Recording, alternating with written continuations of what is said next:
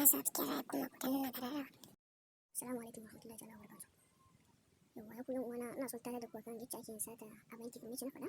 Ana yin sata a banki ta hanyoyi daban-daban. Ya wanda ni na sani zan gaya muku su yanzu. Ana sata a banki ta jikin katin ka, za ta tambaye ka lambobin ƙarshe guda 6.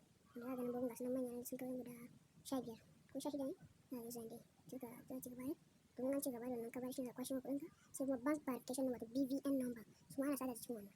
Yawwa shi ma ana yin wannan sata da ciki don an yi wannan sata da ciki shi ma yana yi. Sai kuma yin wasa da pin naka, kana yawan yin wasa da pin number ka, to sai aka kwashe kuɗinka. Yawwa sannan kuma ina so a kare wannan daga cikin masu sata. Ya kamata mutum ya tabbatar da cewa duk wanda zai kira shi ya ce mishi ba shi BVN number kuma wannan lambobi guda 6 kada ya bayar. In dai kuma mutum suke bayar to a gaskiya zai asara.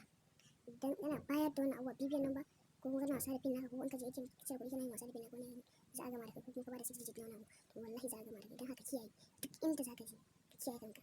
Mutane da dama ba su sani ba sai zai ta bada musu kuma sai musu wayar da dabara akan wannan abin da Buhari yake wannan na COVID-19 beneficiary nan da aka raba wa al'umma.